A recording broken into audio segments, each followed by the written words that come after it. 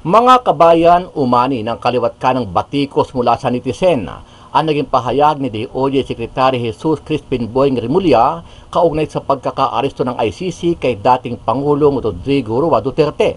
Sa isang interview, sinabi kasi ni Remulla na hindi na maibabalik pa sa bansa itong si Duterte dahil nasa kamay na siya ng ICC at kahit Korte Suprema ay mahihirapan itong bawiin pa.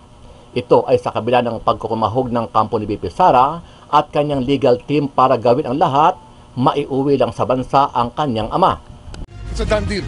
Lahat tayong Pilipino narinig natin na sinabi sa atin ni dating Pangulong Duterte na haharapin niya ang kahit na anong paratang sa kanya kahit sa ICC. Kaya yun na yun, andun na siya. You cannot try the person naman twice for the same act. Kasi double jeopardy yun. Hindi makatarungan yun. We just want justice. Sa kabila nito, kumpiyansa naman ang legal counsel at buong legal team ni BP Sara na malakas ang kanilang depensa para ma-acquit o mapawalang sala ang dating Pangulo.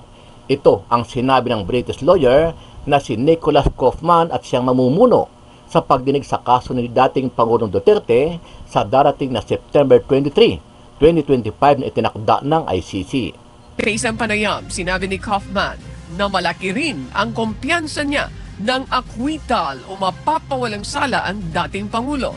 Si Kaufman ang tatayong Chief Legal Counsel ng defense team ng dating Pangulo. Hindi naman siya nagbigay ng detalye kung sino pa ang ibang abogado makakasama niya sa paglilitis. Confident that the former president will be acquitted. I'm very confident of the strongest defense possible, and I'm very confident that he will be acquitted, indeed, even at the earliest stage possible.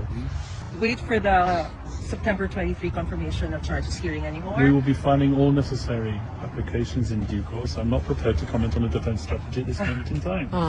Okay? Thank you very much. Maliban kay Boying Remulla, isa rin si Makabayan Black lawmakers Franz Castro ang binatikos ng netizen. Partikular ang mga DDS supporters matapos itong patutsadahan at hamunin itong si Attorney Harry Roque, abogado at dating presidential spokesperson ni PRRD. Matatandaan na sinabi ni Roque na hindi siya uuwi ng bansa hanggat hindi kasama si Duterte at dapat ay wala na itong kaso. Dahil dito, sinabi ni Castro na dapat umuwi na si Roque para harapin ang mga tanong at warrant ng Quadcom dahil sa pagkakadawit niya sa maanumalyang pogo operation sa bansa. Mars, umuwi ka na rito at harapin mo yung yung mga tinatanong ng Quadcom dito at i-clear mo yung sarili mo muna dito, bago ka mag-abuga-abogado kay dating Presidente Duterte. Samantala, kinumpirma ni Senator Robin Padilla na isinugod nga sa ospital ang tumatayong abogado ni PRRD na si Atty. Medeldea matapos ito mag-collapse kahapon kung saan ay bibisita sana siya sa kanyang kliyente na si PRRD. Ayon kay Senator Robin Padilla, posibleng dala ng sobrang pagod at mahabang biyahe at stress ang naranasan ni Medeldea lalo't napakalamig ng panahon sa The Hague, Netherlands. Sa post naman ni Senator Robin Padilla, ipinakita nito ang larawan ni Medeldea na nakaupo sa wheelchair at habang ipinapasok sa ospital.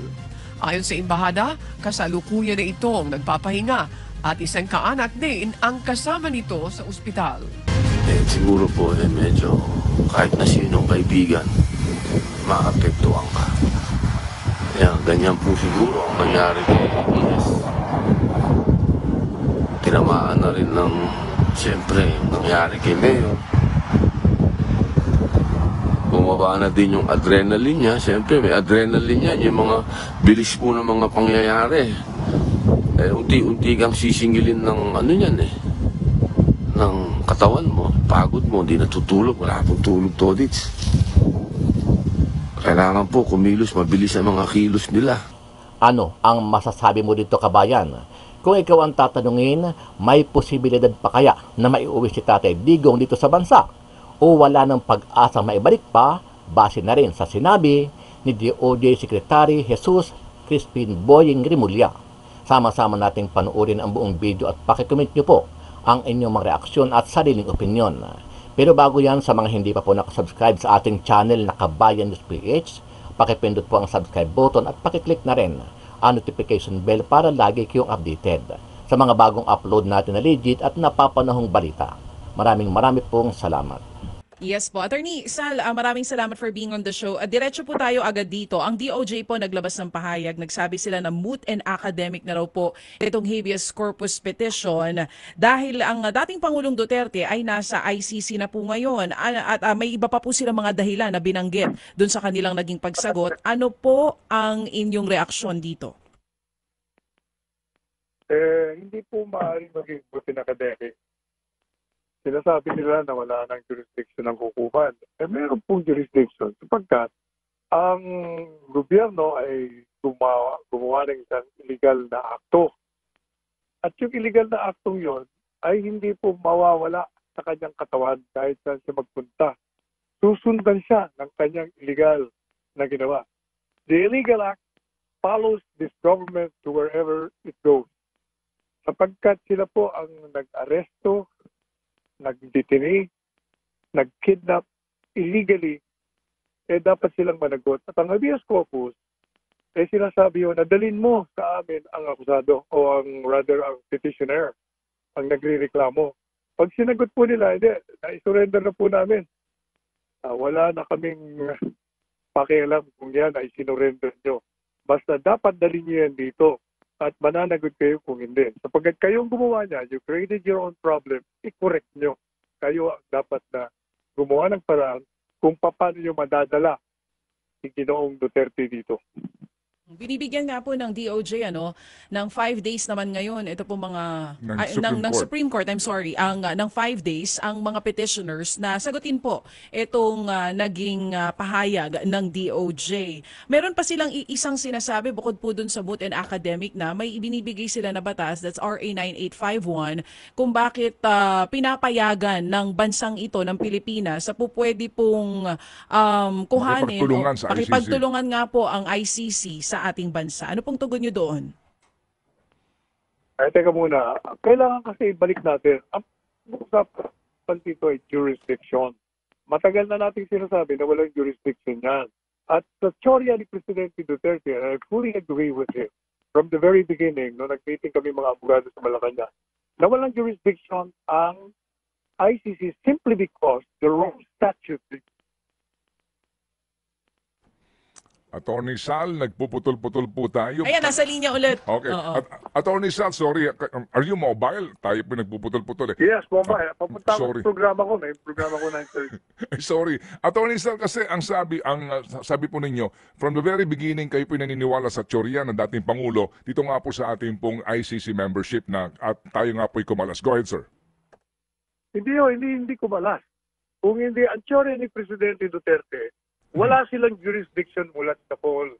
Sapagkat yung Rome Statute na nagbigay buhay sa ICC ay hindi na ilathala sa official gazette, which is a mandatory requirement of Commonwealth Act 638, particularly Section 1. At ganun din sa Civil Code sinasabi yan. Okay. Bago mo bigyan ng buhay yan, in order to make its full force in effect, kailangan nakapublish yan. And there is a reason for that. Okay. Alam niyo ba kung bakit? Kasi under the Constitution, no person shall be deprived of life, liberty, or property without due process of law. Meaning to say, kailangan malaman ng mga mamamayan kung anong akto mo na mali na pwede kang makulong. May demanda. Pag hindi mo pinablish yan, they can always make the excuse that hindi namin alam yun, wala namang batas kaming nalalaman. Kaya nga nilalagay niya dyan para yung prinsipyo ignorance of the law excuses no one from compliance therewith. Yan ang dahilan. Ngayon, hindi yun nalathala. Kahit sa tingnan ninyo sa official gazette, wala. Sumulat sa poll, walang jurisdiction. Yung pong sinasabing pumalas, yung po ay aking teorya naman. Kasi nga, ayaw maniwala yung mga ibang abogado sa Malacanang doon na walang jurisdiction following his theory. Sabi ko, kung pinagpipilitan nyo na na-correct, kasi ang feeling siguro nila, na-correct yan ng treaty. Sabi ko hindi. Kasi yung treaty, ang nakapaloob dyan ay yung Rome Statute, yung batas. Sabi ng ating batas dito, kailangan ilathala mo yan. Kung hindi, walang buhay yan. Sabi ko, Opo.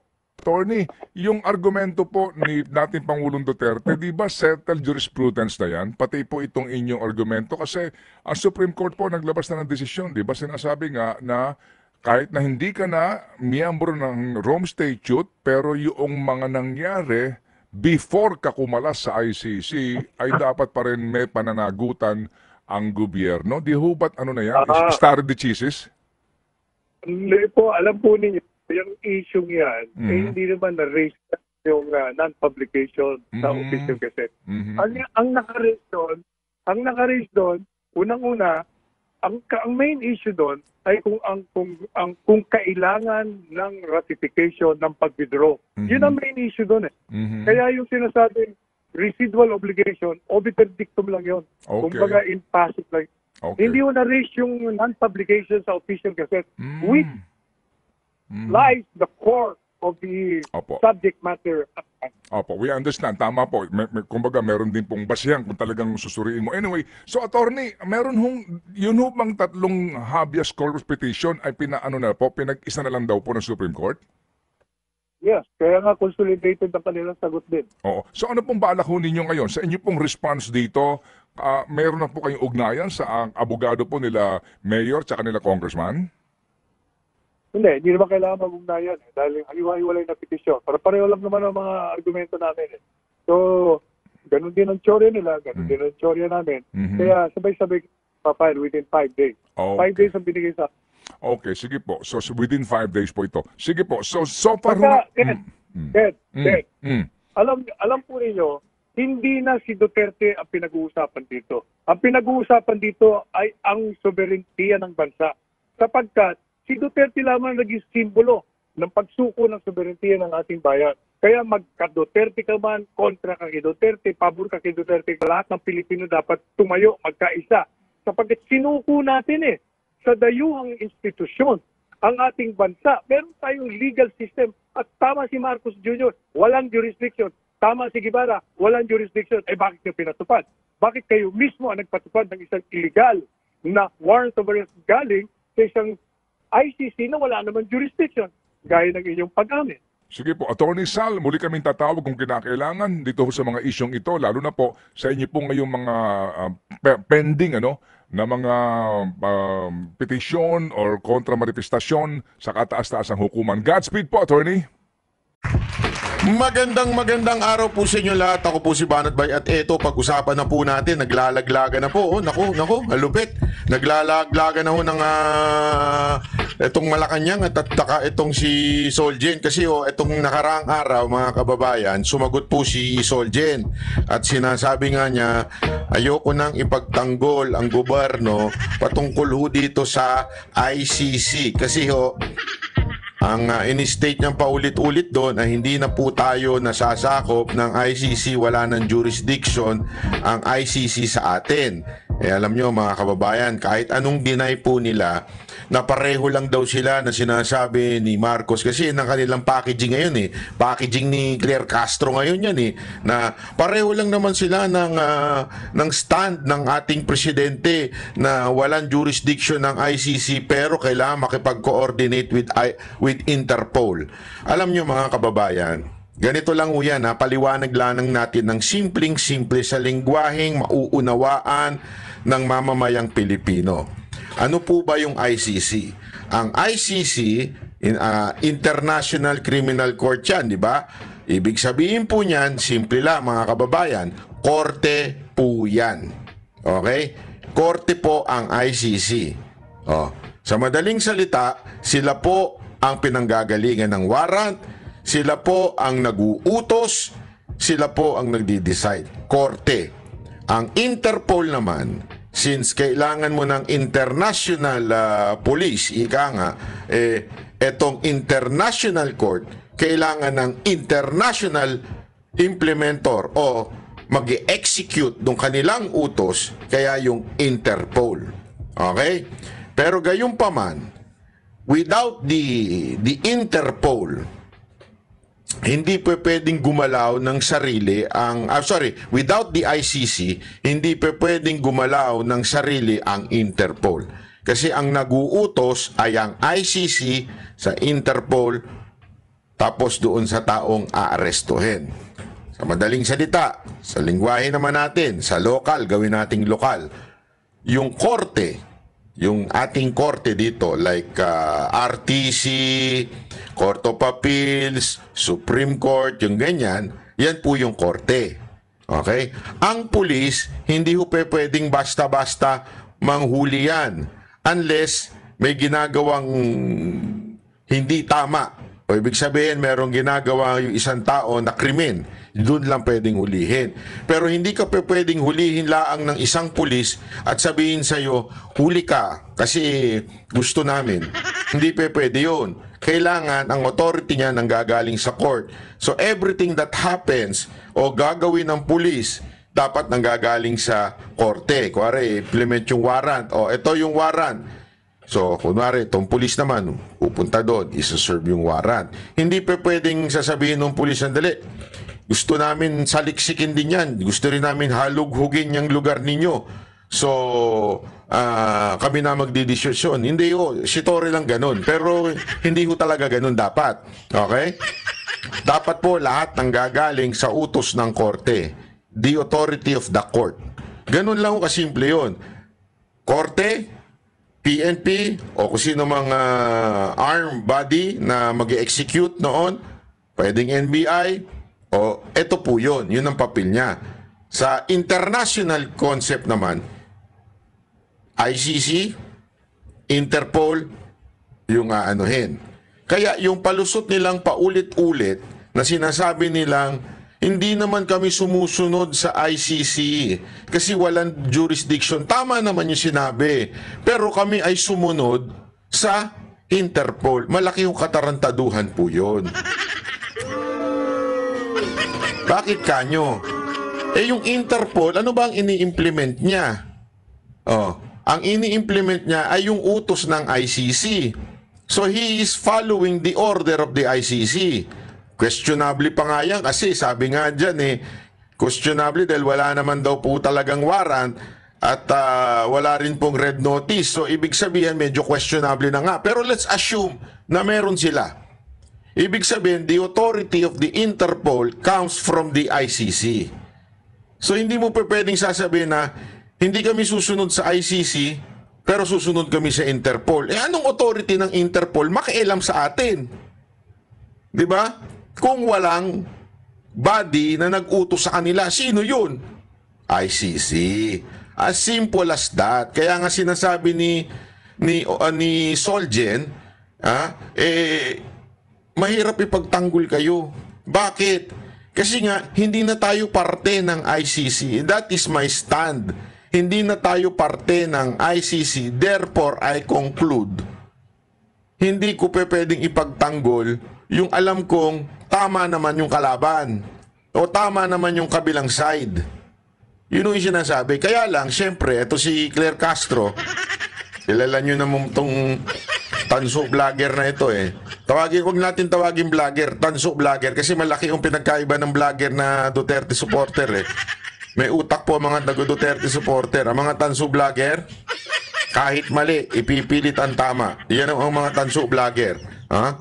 O panoorin natin ito para mas maunawaan natin yung balita kasi nawiwindang na po sila dito.